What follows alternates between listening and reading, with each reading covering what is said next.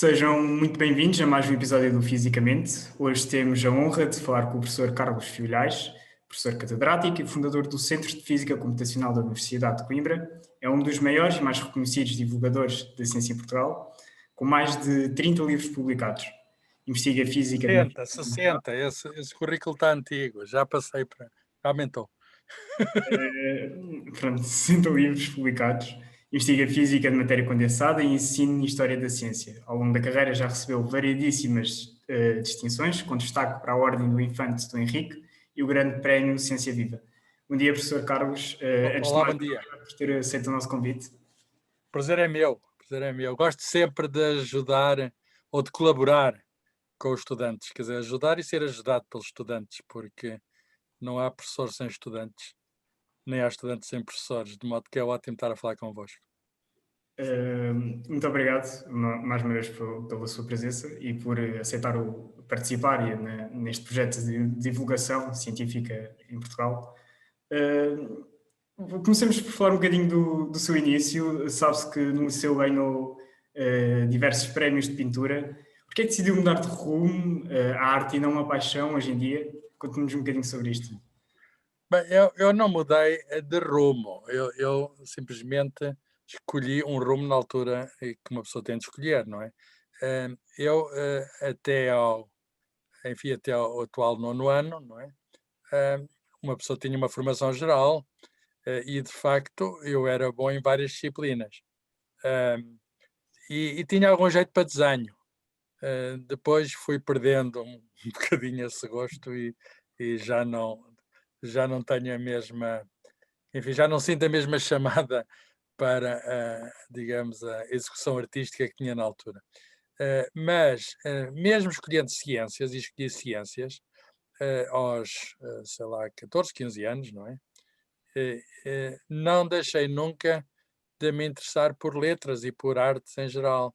Curiosamente, as melhores notas que eu tinha no ensino secundário foram em filosofia. E, portanto, eu sempre me vi a mim próprio como alguém, digamos, com vários interesses. E ao longo da minha vida, não obstante ter entrado depois num curso de física, ter feito, digamos, um doutoramento relativamente rápido, que uma, exige naturalmente uma especialização, eu nunca me considerei uma pessoa demasiado especializada. Nunca fui um especialista demasiado especializado. E isso mostra até o facto de, na altura do doutoramento, eu tinha 20 e poucos anos, 24, 25 anos, quando estava na Alemanha. Além de ler muito, porque eu era, enfim, tem-se tempo nessa altura, li muita literatura portuguesa, alemã, etc. Mas fui professor de língua portuguesa para estrangeiros e, e ensinei pessoas alemãs que queriam aprender português e até literatura portuguesa. E ajudei também filhos de imigrantes da segunda geração que queriam fazer várias disciplinas para aqui concluir em Portugal o ensino secundário. E eu ensinava tudo, o que significa que, enfim, nunca me considerei um homem de um só instrumento. E ainda hoje, eu sou, vamos lá ver, muito receptivo, muito curioso, a motivações que me vêm por vários lados. Eu estou aqui na minha casa, no meu escritório, e à volta de mim estão os meus livros. Enfim, uma parte dos meus livros, estou todo rodeado por livros, mas outras visões da casa acontece-lhe o mesmo, e como pode imaginar, só uma pequena parte destes livros é que são de física, outros são de história, outros são de arte, outros são de turismo, outros são, sei lá, outros são de banda desenhada. Tenho uma boa coleção de banda desenhada. Olha, se calhar eu também fiz bandas desenhadas quando era pequeno e ficou-me também alguma paixão por essa, digamos, manifestação artística.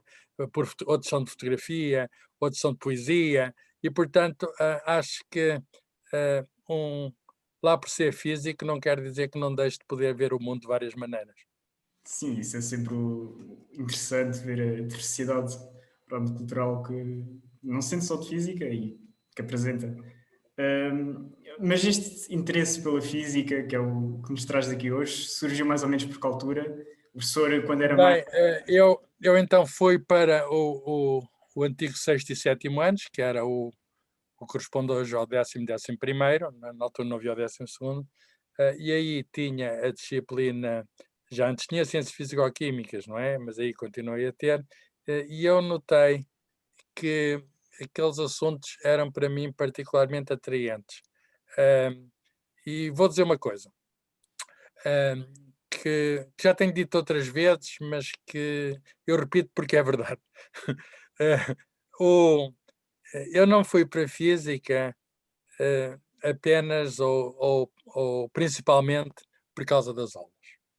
Ahm, com certeza fui muito ajudado pelos meus professores, ninguém é o que é, ahm, se não devido à ajuda dos professores que teve, mas eu, nesses anos que são decisivos para a formação, eu li muitos livros da biblioteca da escola, da biblioteca municipal, ahm, que eram livros que, enfim, na altura não eram, não era, o género não existia tão evidente como é hoje, mas que poderíamos chamar de divulgação científica. Por outras palavras, eu descobri a aventura da ciência em livros que já na altura existiam, que falavam do espaço, que falavam das partículas, que falavam da ciência em geral, e a mim pareceu-me que a ciência de tudo, quer dizer, a ciência das grandes e das pequenas coisas, a ciência das leis universais, era a ciência que mais me interessava.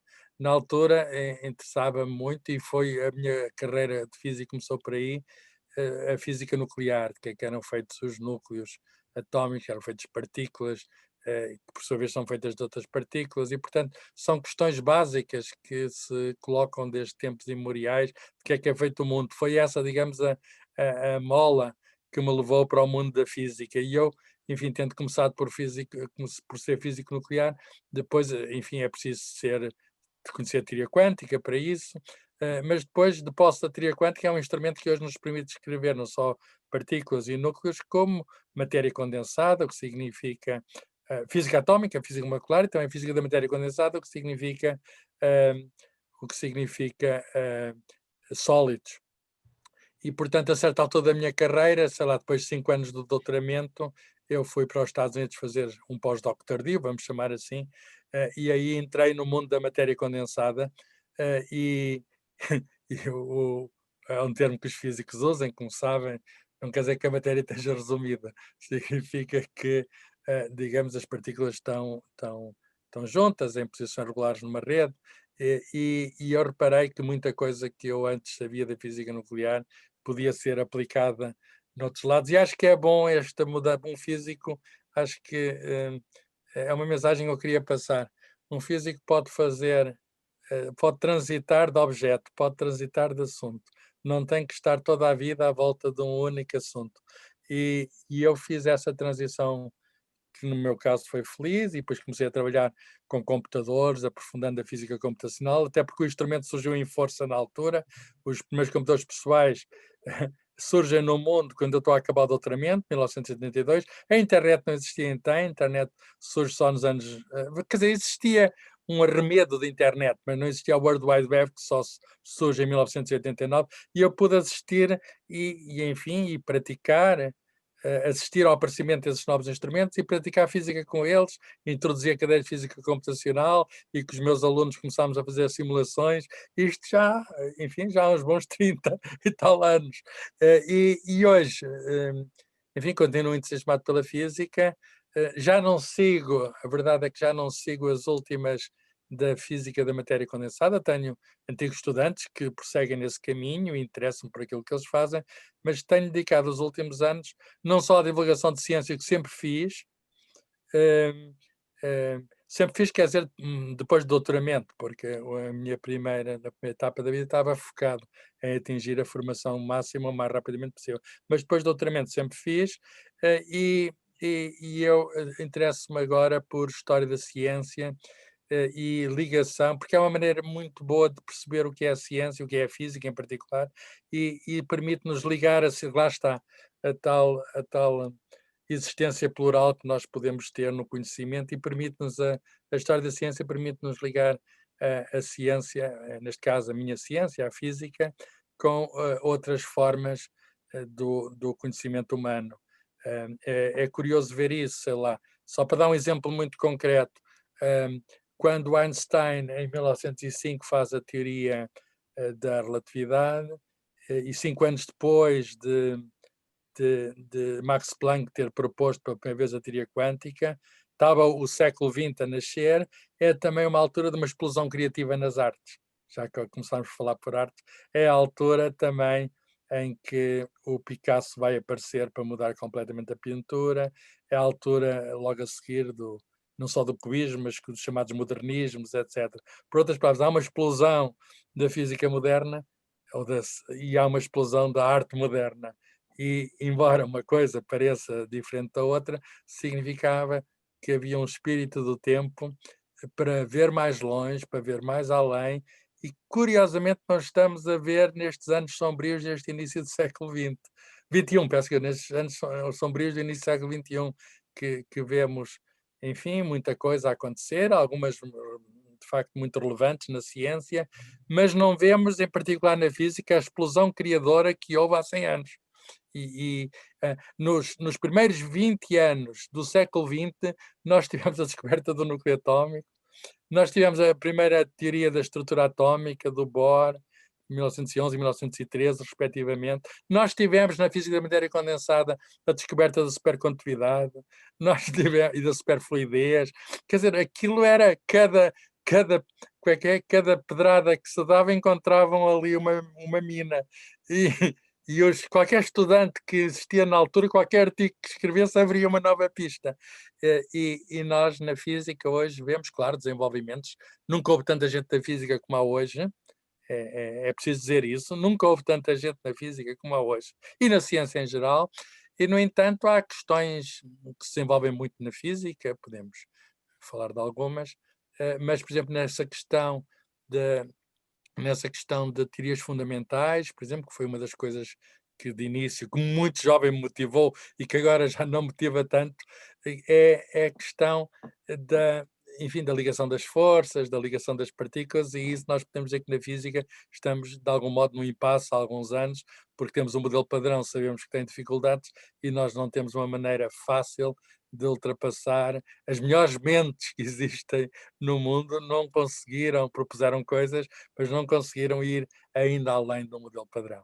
E isso é, digamos, uma tarefa que a minha geração passa à vossa, quer dizer, é um dos problemas da física. Eu agora não me interessa tanto por essa questão que me motivou em jovem, porque acho que há outras questões e a física é muito rica.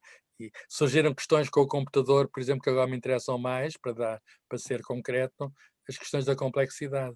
Como é que a partir como é que a partir de elementos simples nós temos coisas que são extremamente complexas e que têm comportamentos que nós dizemos que são emergentes, quer dizer, sistemas chamados não lineares, que o instrumento aí ao computador, nós podemos fazer simulações em que parece que o todo tem lá mais coisas que as partes, mas não tem. Isso leva-nos para os problemas da vida, para os problemas do cérebro, etc. E a física tem a ver com tudo isso. Portanto, não se fica apenas naquela atitude reducionista de que são feitas as coisas, tem também, digamos, uma atitude, digamos, mais avançada, diria eu, que é como é que se fazem as coisas, quer dizer, não apenas quais são os blocos, mas como é que os blocos podem, digamos, com força, com interações, podem dar origem a estruturas muito diversas e por vezes surpreendentes.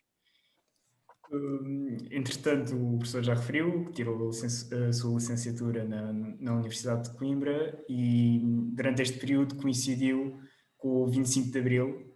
Como é que Sim. foi o 25 de Abril aos olhos de um estudante Sim, eu universitário? entrei na Universidade de Coimbra no curso de Física em outubro de 1973. Estava longe, no antigo regime, portanto, vocês nem sabem o que é, mas estava longe estava longe de imaginar que não chegava ao fim do ano letivo no mesmo regime.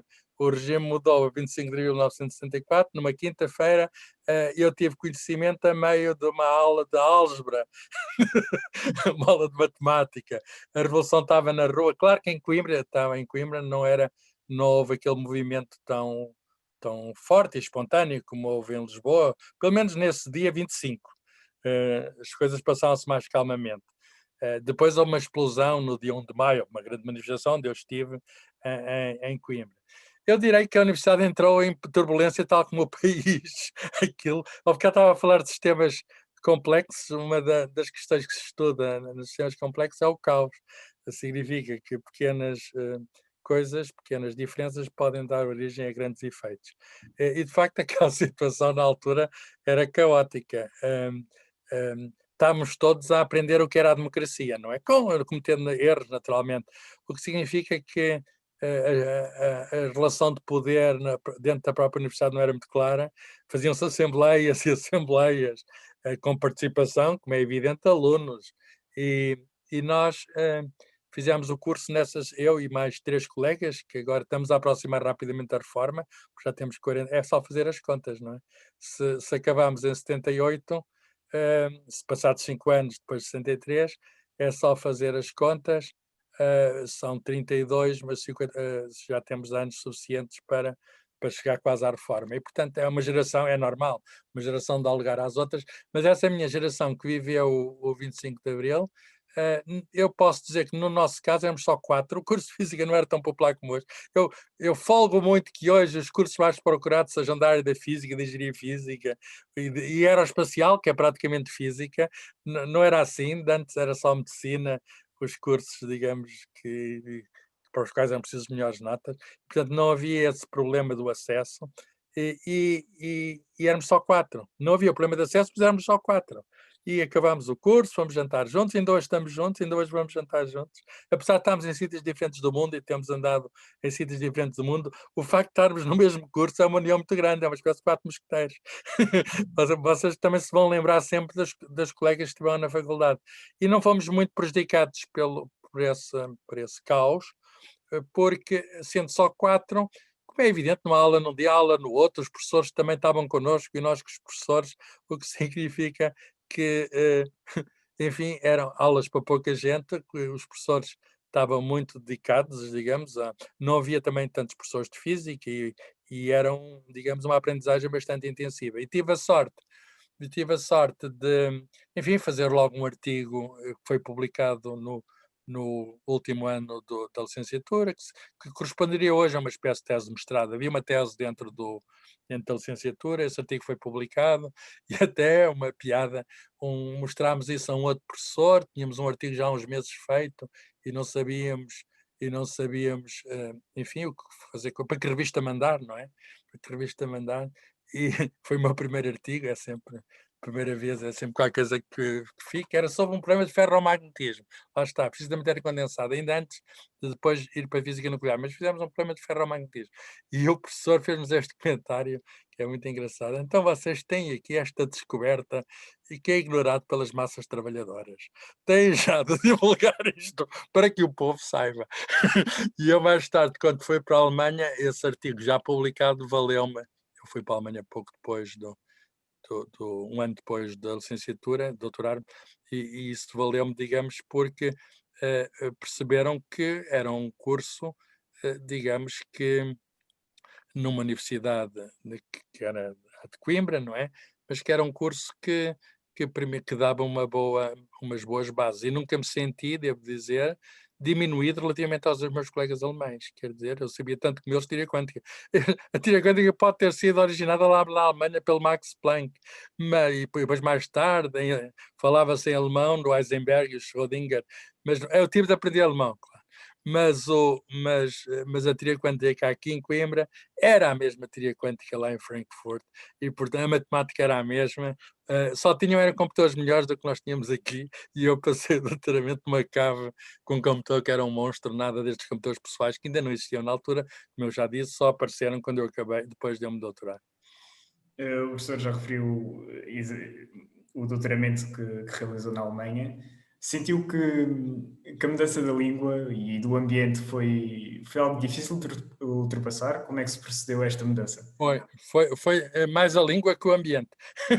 A língua, eu não tinha conhecimentos praticamente nenhuns de alemão, e eu soube um ano antes, quando acabei o curso, que havia uma delegação alemã que veio a Portugal e havia a possibilidade Portugal ainda não tinha entrado na União Europeia, só haveria de entrar em 1986. Isto passa-se em 1978. Vem a delegação alemã e dizem que querem ajudar Portugal, já estava, portanto, democratizado, ajudar a desenvolver, e viram que havia possibilidades na física em Coimbra, havia boa formação, havia já pós-graduação na altura, chamava-se curso de pós-graduação, já se fazia física avançada em Coimbra, portanto eu tive bons mestres. E, e eles disseram que teriam muito gosto em formar pessoas nessa área, e então disseram-me a mim, nem me deram a escolher, ou antes deram-me a escolher o sítio da Alemanha, não me deram a escolher se era para normalmente ia-se para a Inglaterra, Estados Unidos, França, mas a Alemanha não era um destino, não era um destino que era comum. E o que é que eu dizer? Como eu soube um ano antes, inscrevi-me num curso de alemão e comecei assim a partir das coisas, ja, nein, as coisas mais simples. E um ano, evidentemente, não chega. Depois fiz um curso intensivo de umas semanas no sul da Alemanha, e logo a seguir, portanto, em setembro de 2019, fiz a prova mais difícil da minha vida. Não, não foi a de condução. A prova mais difícil da minha vida, eles exigiam. A universidade chama-se Goethe, em Frankfurt, porque Frankfurt é a terra onde nasceu Goethe. Goethe é o maior escritor alemão. É uma espécie de Camões para os alemães. É evidente que lhe era tudo dado em alemão. Agora a Alemanha mudou um bocadinho, já há muitos cursos, mas eles não gostam muito de dar aulas em inglês. Sabem inglês perfeitamente, mas guardam muito a sua língua, que é uma língua com uma grande tradição cultural. Então, na Universidade de Goethe, eu tinha de saber quem era o Goethe, eu tinha de saber os textos, de ler os textos do Goethe. E então, o que é que acontece? Acontece que eu fui à universidade só para fazer o exame de alemão. Bem, era um exame de alemão para estrangeiros, mas mesmo assim para mim foi difícil. Aquele era um exame, digamos, que se corrigia rapidamente, porque era um exame que em muitas partes era de resposta múltipla, só tinha uma redação a certa altura e compreensão, uma parte oral, etc. Mas eu passei. Eu nem quero saber a nota, não deve, acho que não foi brilhante. Eu passei e, portanto, na altura, durante 3 anos, fiz um esforço para só falar alemão, só fazer tudo em alemão. Os meus colegas ajudaram muito. Jogámos futebol em alemão. O que é bom, porque os alemães sabem muito bem jogar futebol. Eles como se sabe, o futebol é um desporto que é 11 contra 11 e no fim ganha a Alemanha. É uma... Havia uma colega também nossa que também jogava bem futebol connosco, ainda na altura em que não se falava de futebol feminino, mas ela já jogava connosco. E era muito engraçado, havia uma tarde, um fim de tarde por semana, aquilo era religioso, havia futebol, íamos lá para o estádio universitário, era uma futebolada, e que é uma maneira de manter a coesão, etc. E eu, então, procurei integrar-me nos usos e costumes alemães, enfim, devo dizer que a barreira maior é da língua, porque o resto, digamos, a partir da língua conhecem-se outras pessoas, outras culturas, mas que são também europeias e, portanto, entra-se no mundo, sem ser com a tradução, não é? Entra-se no mundo diretamente e não é verdade aquelas coisas que dizem que os alemães são pessoas frias. Talvez a temperatura, acho deles, acho que é também de 37 graus, como aqui. Claro que há uns mais quentes que outros, mas são pessoas que me receberam bem e com quem um sítio onde eu gostei de viver, até por uma razão muito simples, e deixo de dizer isto, é que lá a temperatura pode ser a mesma, mas a organização é muito melhor. E eu aprendi coisas que não sabia daqui. Por exemplo, esta do futebol, ser aquele dia, aquela hora e não falhar nada. Também um outro dia que havia um seminário de física e era aquele dia, aquela hora. Se eu falhava um minuto, olhavam para mim quando entrava que eu não voltava a falhar. Nem era preciso dizer nada. Ora bem, nós sabemos como são os horários em Portugal. Na Alemanha há horários, em Portugal não sei, não. Portugal é uma vaga ideia sobre as horas. E, portanto, essas coisas fazem com que a sociedade permita ser mais produtiva, e essa é a grande diferença da Alemanha. A Alemanha tem uma produtividade maior que nós, porque tem, enfim, tem mais atenção ao relógio, entre outras coisas, não é? Tem mais atenção aos relógios, tem mais atenção. Não é só ao relógio, é questão da programação. Deixa eu dar um exemplo. Eles querem programar uma festa daqui a um ano, festa de Natal não é de 2020, 2020, é Natal 2021. 2020 já está tudo programado há muito tempo. Eu estou a programar o Natal 2021, então fazem todos os planos, se faz sol, se faz chuva, se faz neve, então tem o plano A, tem o plano B, tem o plano C para daqui a um ano. Ora bem, o português, daqui a um ano, alguém pensa no Natal 2021? Por amor de Deus, o português chega lá, vamos fazer uma festa, está bem, vamos fazer uma festa. E como é? Não sabemos se vai fazer sol, se vai fazer chuva, se vai fazer neve, logo se vê. E depois, epá, aquilo está a chuva, não podemos fazer não sei o quê. Não se planeia nada, nem há plano A, nem plano B, e diz o português ainda por cima que justifica, ainda bem que não planeámos nada. Havia chuva e nós não fizemos nada. E isso é uma coisa que eu aprendi e que eu acho que devíamos aqui praticar mais, fazer planos para todas as possibilidades. Por exemplo, vejam como é que a Covid está a ser muito mais, tem um problema parecido com o nosso na Alemanha, mas lá não se improvisa. Inclusive, os serviços de saúde alemães estão neste momento a receber pacientes de vários países à volta, da Bélgica, que é um caso pior, da França, etc. Por outras palavras, lá está tudo organizado, aprenderam com o Covid mais rapidamente e estão a tirar, digamos, estão a ultrapassar a situação, com dificuldades naturalmente, mas de um modo mais eficaz que nós. O professor já referiu aqui das diferenças de interesse nas áreas da física, da sua geração para a nossa. O que é que acha que despertou assim, este interesse nas áreas da física, tanto de engenharia como da física teórica, especialmente no nosso país? Bem, o que despertou bastante interesse no nosso país foi o facto de, a partir de 1995, estamos agora, portanto, a assinalar os 25 anos, ter aparecido pela primeira vez um Ministério da Ciência e Tecnologia, o que significa que criou-se um lugar à mesa do Conselho de Ministros para a Ciência e Tecnologia e com novos departamentos do Estado, como, por exemplo, a Fundação para a Ciência e Tecnologia foi criada nessa altura, só tem 25 anos, é uma jovem, é a FCT. Tem alguns defeitos, a gente sabe, mas também ainda pode crescer, pode ficar mais madura. Criou-se também a Agência de Ciência Viva para a divulgação da ciência, e, portanto, a pessoa que inaugurou essa nova etapa na vida pública portuguesa era físico. E foi meu amigo, infelizmente já cá não está, chamava-se José Mariano Gago, e era uma pessoa extraordinária. Olha, lá está, ele tinha andado, estudou em França e também na Suíça, no CERN, ele era um físico experimental de partículas, e na Suíça e no CERN as coisas não são improvisadas, e ele então, o que ele fez um plano para a ciência em Portugal. E conseguiu mobilizar muitas pessoas, eu ajudei. Foi nessa altura que criámos o tal Laboratório de Física Computacional na Universidade de Coimbra, foi nessa altura que criámos o Centro de Ciências Vivas, eu criei um chamado ROMO, uns anos mais tarde, Centro de Ciências Vivas da Universidade de Coimbra, e foi nessa altura que, com este movimento todo, havendo dinheiro para bolsas, havendo programas de dinamização, conseguimos atrair muitos jovens para a ciência, nos quais, espero eu, vocês também estão incluídos. E esse movimento tem de prosseguir, porque formaram-se muitos doutores em física e em ciências em geral. Em física não se nota que haja dificuldades de colocação, é muito curioso. Outro dia fomos a ver o curso da Universidade de Coimbra com menos desemprego, a física está lá.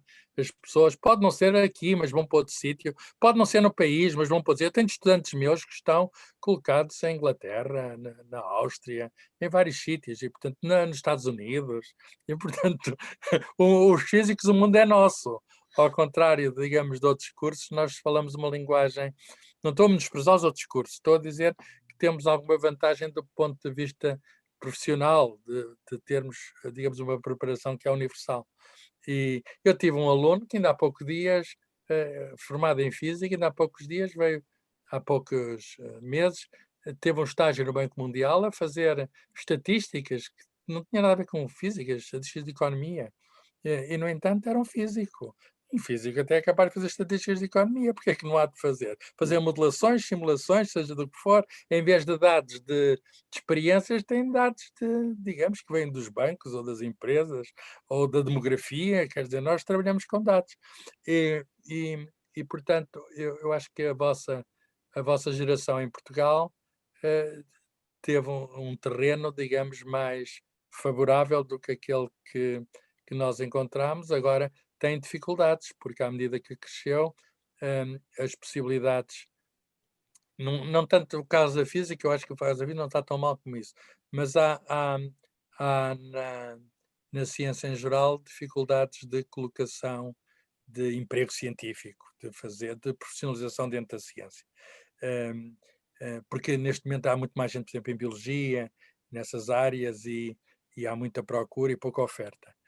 E para não falar das ciências sociais humanas, que há uma procura imensa e uma oferta pequena. Eh, e, e isso coloca-nos algumas dificuldades, faz com que muita gente, infelizmente, o emprego científico não está bem. Portanto, cresceu a formação e não cresceu na mesma medida o emprego. O que faz com que muita gente esteja a espalhar pelo mundo. E eu ajudei a fazer uma iniciativa chamada GPS, Global Portuguese Science, que usamos o mapa Google e localizamos, recenseamos os cientistas portugueses do mundo, todas as áreas, e é impressionante a cobertura que os portugueses fazem do globo, da superfície terrestre. Os cientistas em geral, incluindo os físicos, estão por todo lado. Uma pessoa até à China encontra portugueses, vai ao Japão encontra portugueses, vai à Nova Zelândia menos, mas encontra portugueses, e portanto, para não falar da Europa, onde se encontram mais. E portanto,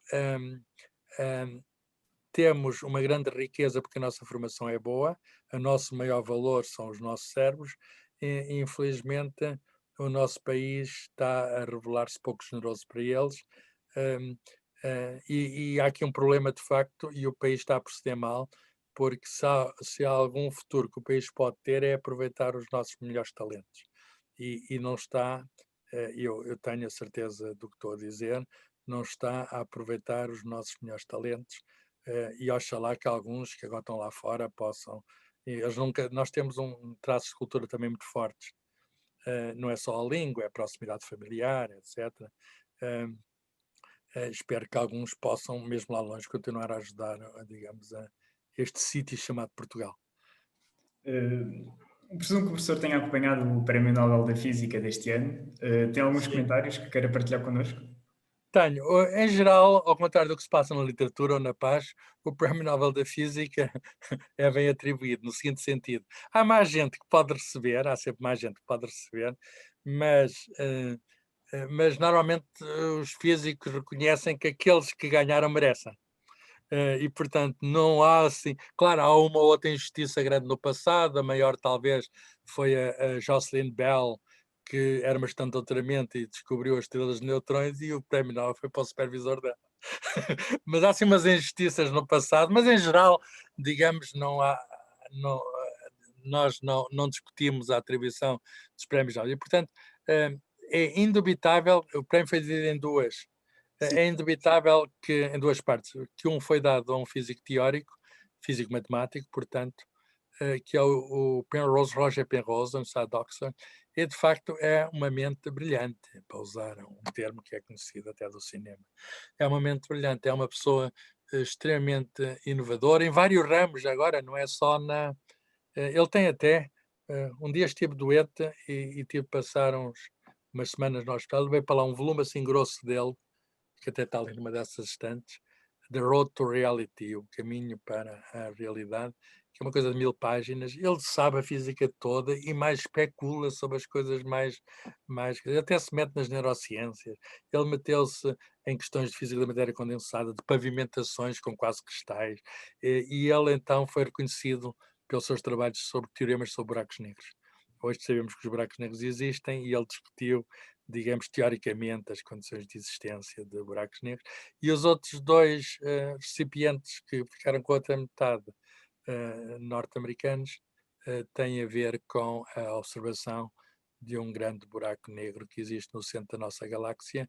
Isso é, de facto, quando eu aprendi física, não se sabia que existia esse buraco negro no centro da nossa galáxia, hoje sabe-se, e eles, com um trabalho de precisão, dados de telescópios, eles viram estrelas a andar muito velozmente à volta do centro da galáxia, e a partir do movimento dessas estrelas inferiram qual era a massa, leis de Kepler, bem, concorrência relativista, qual era a massa desse núcleo de hidrogênio, e hoje suspeitamos que todas as galáxias têm um buraco negro no meio, nós já fotografámos de uma outra galáxia. É difícil fotografar embora possível, mas é difícil fotografar o da nossa própria galáxia, porque nós estamos lá no meio, há muitas, estamos no meio da galáxia, no meio, quer dizer, dentro da galáxia, e há muitas estrelas entre nós e o centro da galáxia.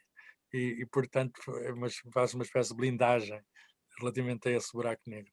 Mas é muito curioso que eh, em poucos anos tenham sido premiados trabalhos sobre buracos negros, porque não foi há muitos anos que houve um trabalho sobre as ondas gravitacionais que vêm de buracos negros. Portanto, eu posso dizer que os buracos negros estão na moda e que para os físicos do futuro, com esses novos observatórios de buracos negros, quer dizer, de ondas gravitacionais, que vai ser, digamos, um dos sítios onde a física vai crescer muito.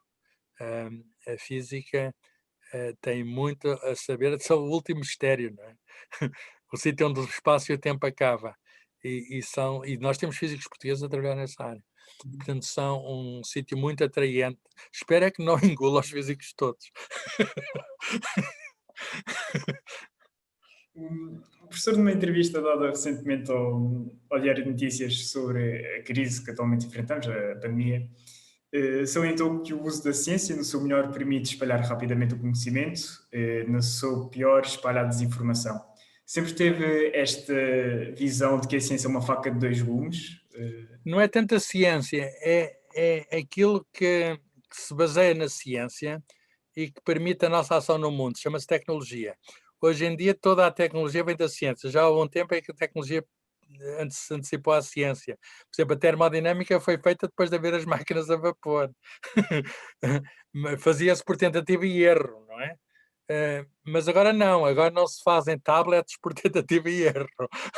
Não se fazem utensílios, digamos, tecnológicos por tentativa e erro. Fazem-se e são precisas já agora as leis da teoria quântica, porque aquilo envolve transistores que são dispositivos quânticos. Fazem-se por aplicação de ciência avançada. E é verdade, qualquer objeto que a gente pensa pode hoje fazer, tal como qualquer objeto que a gente podia no passado fazer, pode ter os mais variados usos, não é? Sei lá, se tecnologicamente consegue fazer uma faca, uma boa faca, que é bem afiada, pode servir para cortar pão ou pode servir para cortar um dedo. É melhor servir para cortar pão, mas o objeto é o mesmo, para o objeto é o mesmo. O que se passa, eu disse essa frase num contexto da pandemia e da infodemia. O que é que se quer dizer? Por um lado temos um vírus que está, de algum modo, a prejudicar as nossas vidas, em todos os sentidos, quer a vida física, quer a vida social. E por outro lado temos, ainda mais rápido que o vírus a espalhar-se, uma coisa que se chama infodemia, que é, digamos, um vendaval, uma tempestade de notícias falsas. Ainda há pouco me estavam a ligar de um jornal digital a dizer que apareceu no Facebook uma notícia a dizer com ultrassons de uma certa frequência que se podia matar os vírus. Eu disse, isso podia-se, respondi eu, com essa frequência pode-se pôr aquilo, digamos, a vibrar, a abanar o capacete, mas não acredito, é impossível que se ponha a destruir o vírus com som, que se ponha, digamos, com luz energética, sim, a partir de ultravioleta pode matar os vírus, não é? Mas isso circula e as pessoas ouvem e se calhar alguns vão pôr algum som, vão pôr algum som alto para conseguir matar os vírus à volta. e, e há gente para tudo. Os físicos sabem estas coisas e, portanto, eu dizia que, neste caso, qual era a tecnologia em causa? É a internet. É a possibilidade dos nossos computadores estarem ligados e, portanto, de qualquer um de nós poder ser emissor da rede. E aí deixa de haver filtros, qualquer um de nós pode pôr qualquer coisa. E, portanto, a tecnologia da internet, que ao bocado falei do World Wide Web, foi criada no CERN, precisamente por físicos, para partilhar os seus fecheiros, para estudar a estrutura íntima da matéria. Hoje é é usada para tudo, incluindo para os disparates para disseminar os disparates maiores a respeito do vírus e de qualquer outra coisa. E para, sei lá, estou a falar de partes íntimas da matéria para mostrar as partes íntimas das pessoas materiais. E, portanto, serve mesmo para tudo. Eu aposto que os físicos que prepararam os protocolos do HTTP não pensaram nessas imensas possibilidades que hoje são exploradas. Não pensaram na rede TikTok, não pensavam no Snapchat. Aquela gente eram visionários, mas nem tanto, porque não se pode assim. E neste momento, não, eu estou a brincar, mas o que é certo é que o sistema social, o sistema político, o sistema económico, etc., enfim, está muito suscetível, digamos, a maus usos dessa, eu vou-lhe chamar arma, porque hoje em dia a informação é poder, quem pode, e o poder está, de algum modo, fragilizado por essa possibilidade que nós temos. Nós, estou a falar em geral, há grupos especializados que, até de forma automática, usam outro ramo da ciência, que é a inteligência artificial, para poder semear, plantar notícias falsas em que já não está lá ninguém. As fake news podem ser criadas artificialmente, é só combinar umas palavras e umas coisas e aquilo explode. Explode, que significa dissemina-se rapidamente. Ou então agora o que está na moda, o que está a começar a estar na moda, e eu não sei como é que nos vamos ver livre disso, as deep fake news, o que significa que eu estou aqui a dizer isto, sou mesmo eu que estou a dizer isto, mas alguém pode pegar nesta imagem e pôr-me a dizer outra coisa qualquer, porventura o contrário do que eu estou a dizer. Não é tão difícil de fazer isso como era no passado. Hoje em dia pode-se manipular som, pode-se manipular imagem e pode-se, portanto, iludir a verdade e causar a maior confusão. A minha próxima pergunta, pronto, incide exatamente sobre isso. Acha que é importante haver uma relação de ética intrínseca entre o uso das tecnologias, ou da ciência, neste caso, das aplicações da ciência nas tecnologias? Precisamos de ética mais que nunca, porque a ética está para além da ciência, o que significa que a ciência tem de ser limitada pela ética. A ciência diz-nos o que podemos fazer, não nos diz o que devemos fazer. Isso é uma questão que ultrapassa largamente a ciência. Não devem ser os cientistas o que se vai fazer. Deve ser as sociedades, e as que estão organizadas democraticamente, que desejamos que se fosse o maior número de sociedades, devia ser, portanto, a comunidade a decidir o que se vai fazer. Mas hoje em dia abrem-se perspectivas que podem ser fantásticas ou tenebrosas. Não é? A tal dupla possibilidade que tem, por exemplo, a edição genética, que é o Prémio Nobel da Química deste ano, permite-nos, sei lá, corrigir defeitos genéticos, impedindo dificuldades que seriam, digamos, prolongadas devidas a certas doenças de origem genética. Podemos cortar isso logo à nascença, ou, pelo contrário, fazer aplicações que são muito duvidosas, como, por exemplo, escolher a cor dos olhos dos descendentes, ou escolher, sei lá, o QI do descendente e fazer uma espécie de eutanásia seletiva. Significa que só vai sobreviver, não é sobreviver, só vai aparecer no mundo aqueles que têm, digamos, ou então fazer as coisas como as distopias que vimos, haver várias classes preparadas geneticamente. Tudo isso, em princípio, eu receio que seja possível. Eu estou a usar a palavra recear antes do poder. Mas para isso é preciso que as sociedades para já saibam o mínimo de ciência, para saber o que se pode e o que não se pode, e depois que saibam, digamos, uma coisa que é muito simples, que é a humanidade. Como é que nos definimos, quem somos, não é? O que é que queremos ser? Nós só sabemos quem somos é que podemos saber quem queremos ser. Nós não podemos ser quem não somos também, não é? No templo grego de Delfos estava escrito uma frase que é: conhece-te a ti mesmo. E eu acho que esse princípio, que é o princípio de toda a humanidade, não é? Perguntar quem somos, e perceber o que é que caracteriza, o que é que nos caracteriza como espécie. Caracteriza-nos a inteligência, não é? Mas não é apenas a inteligência, devia-nos caracterizar a bondade, por exemplo, devia-nos caracterizar, ou a procura da bondade, digamos assim. A beleza ou a procura da beleza, não é? Tudo isto são valores, vamos chamar assim, que estão para além da ciência. A ética tem a ver com o bem comum. Lá está a bondade, tem a ver com o bem comum. E o bem, se é comum, tem de ser discutido por todos. E os cientistas são parte naturalmente da comunidade, mas são uma minoria. E, portanto, não tem que ser eles a dizer se isto é possível, se isto que é possível vai ser permitido ou não vai ser permitido. Tem a ver com a organização da comunidade, portanto, tem a ver com essa coisa que para muitos parece que não é importante, mas é a coisa talvez mais importante, que é a política. Quer dizer, a nossa organização da sociedade, o modo como conseguimos conviver uns com os outros e viver, enfim, desejavelmente felizes. O professor afirmou ainda que, a dada altura, que faz falta nos nossos jardins de infância e no nosso ensino básico o maior contacto direto com a ciência.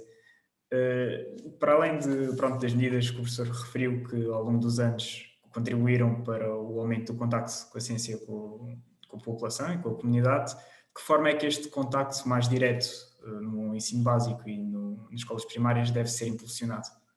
Sim, eu acho que as nossas escolas ensinam ciência, não é? Agora a questão é se ensinam mais os conteúdos de ciência, ou se ensinam também ah, o que é a ciência, que significa o modo como se alcançam esses conteúdos. Porque uma coisa é a lei de Galileu, da queda dos graus, ou a lei da gravitação universal de Newton. Outra coisa é o processo que está por trás, a observação, experimentação, raciocínio lógico-matemático, para chegar aí. E nós sabemos que a ciência, os conhecimentos da ciência oferecem-nos alguma segurança, mas nós sabemos hum, que a ciência é incompleta, quer dizer que nós vamos saber mais no futuro e que aquilo que vamos saber mais tende a sentar naquilo que sabemos. A ciência é cumulativa.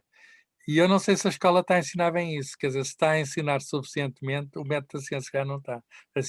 A escola, a pedagogia está a esquecer o método.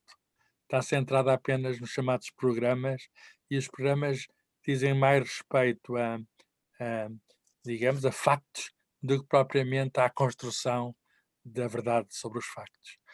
E a maneira que nós temos na ciência de interrogar o mundo é com o método científico, desempenha um papel extremamente importante, digamos, a observação e a experimentação, ainda antes do raciocínio matemático, e a observação e a experimentação podem-se fazer nas idades mais jovens, o que significa que esses componentes do método científico, que têm muito a ver com o espírito crítico, visto bem, experimentaste, deu repetido a mesma coisa, qual é, mudando um fator, como é que aquilo foi alterado, isso pode ser ensinado no ensino básico, até nos jardins, ensinado, quer dizer, ensinar talvez não seja a palavra, transmitido, porque eu não uso neste contexto a palavra ensinar, porque tem uma carga assim muito, muito forte, mas mais transmitir porquê? Porque estas coisas podem se transmitir a brincar. Houve uma altura em que fiz umas experiências com miúdos, em que fazíamos, por exemplo, a lei da impulsão de Arquimedes, e pegámos numa batata e numa maçã e víamos qual flutuava e qual afundava, e perguntava porquê e etc, e dizia: tem a outra é maior e outra mais, e depois, por experiência, nós víamos que não era uma questão do tamanho, que uma batata pequena ia ao fundo e uma maçã grande ficava em cima. E depois também dependia da forma, eu podia escavar a batata de modo a flutuar, fazer um barco de batata. E, portanto, tudo isto se pode fazer quando faz-se um engenheiro naval em pequenino. Tudo isto se pode fazer, digamos, com 4, 5 e 6 anos. E eu já vi, digamos, eu já vi jovens a praticar isto, não digo a aprender, a praticar isto, e está-lhes um poder extraordinário, porque eles nunca mais se esquecem e começam a duvidar daquilo, dos primeiros pensamentos, dos pensamentos mais intuitivos que tiveram. Não é bem assim. Ah, não é bem assim. Portanto, há a dúvida deve ser, a dúvida é natural, mas a ciência oferece um meio muito seguro, é o meio mais seguro que temos de tirar dúvidas. Porque podemos estabelecer consensos. Há uma comunidade científica que pode discutir sobre certas observações e experiências, mas ao fim de algum tempo estabelece um consenso. E isso é isso que tem permitido, digamos, vamos chamar assim, a evolução também cultural, histórica da humanidade. Não é apenas isso, mas tem sido uma componente muito importante, muito em particular nos últimos 300 anos, desde Galileu e Newton. O, o professor, o professor já falou de que se cultiva com diversas áreas, não só no ramo científico e no ramo da física. Sente que há falta de cultura, não só científica, mas também de história ou das artes no povo português?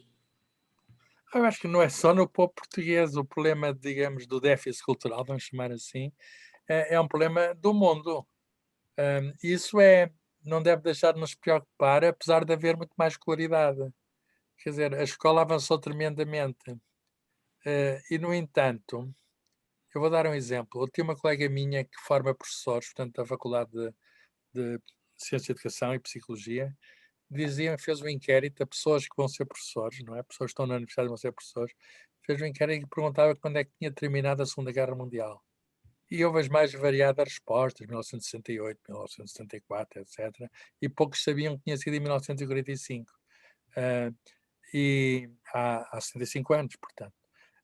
E é impressionante, quer dizer, eu acho que faz parte, digamos, da nossa, enfim, faz parte da nossa consciência do mundo, também a consciência do passado. Saber que houve uma, quer dizer, se nós nos esquecemos que houve uma guerra que acabou, uma guerra mundial que acabou há 105 anos, se calhar metemos-nos noutra. Quer dizer, se calhar as pessoas pensam que a Segunda Guerra Mundial foi uma coisa dos filmes, do, do, sei lá, do soldado não sei quantos, do que apareceu no filme do Spielberg, ou aquilo que nós chamamos cultura, e à qual a ciência pertence. A ciência não é separada da cultura. Está tudo ligado, porque a Segunda Guerra Mundial viu emergir, a partir da ciência, coisas extraordinárias que tiveram a ver com o destino da guerra. O radar, por exemplo, foi inventado em plena guerra e teve a ver com o desfecho da Batalha de Inglaterra.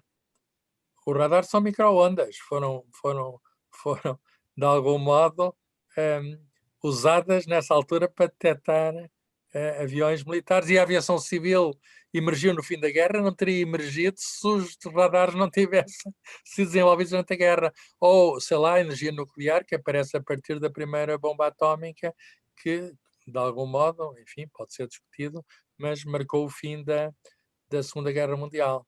Pode ser discutido porque há quem diga, e talvez com razão, que podia não ter sido usada, porque a guerra já estava, de algum modo, na Europa estava decidida, e no Japão, enfim, também estava a inclinar-se fortemente para um lado. Mas os computadores também. Durante a guerra foram usados computadores para cálculos balísticos que ainda não eram eletrónicos, eram de válvulas. Mas houve um grande desenvolvimento de algoritmos para computadores e de métodos de cálculo, e logo no fim da guerra aparecem os transistores e a indústria eletrónica explode. Portanto, eu acho que saber estas coisas, saber que a tecnologia teve um início, é que as pessoas muitas vezes pensam, nascem os bebés, põem um tablet à frente e pensam que aquilo caiu do céu, o tablet. O tablet tem muita física lá dentro. Não é, está longe de ser um objeto banal. O facto de nós estarmos aqui a conversar usando protocolos de comunicação, o Zoom agora tornou-se banal nesta sociedade ameaçada pelo vírus. Mas há aqui muita física, que é que um mecanismo, muita matemática, muita. Enfim, há aqui ciência transformada em tecnologia, há aqui ciência aplicada. E eu acho que a ciência, sendo parte da cultura, tem de se manifestar no seio da cultura, tem de lidar com as humanidades, tem de saber relacionar-se com a arte, tem de saber relacionar-se com a política, tem até de saber relacionar-se com a religião, porque a gente sabe que a religião é também uma marca humana, portanto, o homem é religioso, em princípio e no fim, quer dizer, a espiritualidade é algo que caracteriza a humanidade, e, portanto, a ciência só pode afirmar-se se souber dialogar com as outras dimensões humanas. Portanto, preocupa muito que, essa, vamos chamar essa coesão cultural, essa não exista no mundo em geral, e em Portugal em particular.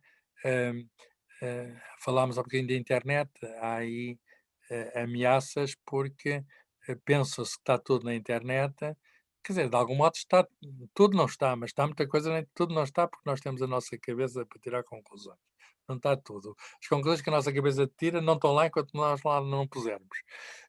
Não está tudo na internet, quer dizer, o que está tudo é na nossa cabeça.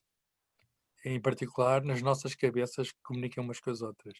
Isso aí é que está, ou pode estar tudo. E isso não se pode fazer sem cultura. Isso não se pode fazer no vazio. Isso só se pode fazer a partir da experiência do passado e a partir da experiência, rica experiência humana, que é o nosso presente. Portanto, nota-se claramente que o professor acha que há uma forte necessidade de cultivar a cultura científica e histórica nas Sim, populações. a escola acho que está a dever a si própria o cumprimento da sua função, e fora da escola ainda nós não sabemos bem como é que se faz através dos média. Andamos os meios estão aí, não é? Mas eu acho que nós ainda não arranjamos maneira de expor. Há muitas experiências em curso, mas nós ainda não conseguimos arranjar maneira de transformar numa experiência, digamos, cultural. Eu sei que está tudo a mudar. Há, por exemplo, agora coisas como a Netflix, com conteúdos extraordinários, etc. Eu tenho mais livros aqui do que filmes, mas percebo que o audiovisual seja também uma experiência muito enriquecedora. E hoje em dia pode-se aprender muita coisa a partir de séries de Netflix, por exemplo. Não é, passa propaganda, que eu não tenho ações nenhumas, nem interesses.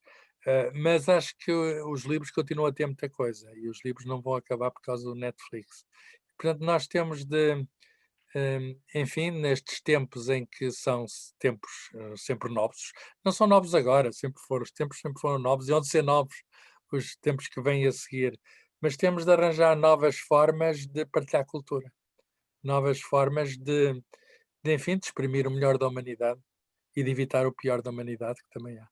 Aliás, essa mesma responsabilidade de cultivar cai um bocadinho sobre si, não é? Porque com mais de 60 livros de divulgação científica, Exato, a minha parte, enfim, está aí para a vossa apreciação, faço o que posso, mas, mas as coisas também não é pelo número, não é? Terá uma qualidade desigual a produção, mas, enfim, os livros são vossos, a partir do momento em que o autor os fez, passam a ser todos. Já agora anunciei o meu próximo livro, está aí, chama-se Apanhados pelo Vírus, Factos e Mitos sobre Covid-19, que é escrito com o David Marçal, um bioquímico e divulgador de ciência. Nós temos feito muita coisa pela comunicação de ciência e pela, enfim, oposição à pseudociência, e esse livro é uma tentativa, sob a forma de livro, não é?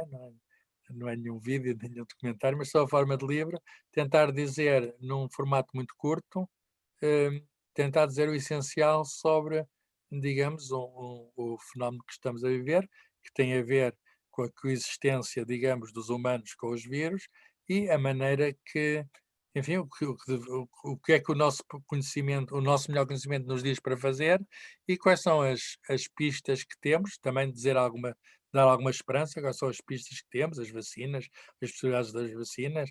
A última frase do livro é: a nossa inteligência, eu não sei o livro todo de cor, mas sei a última frase. A nossa inteligência é o motor da nossa esperança. Aí está uma boa frase, se calhar, para acabar.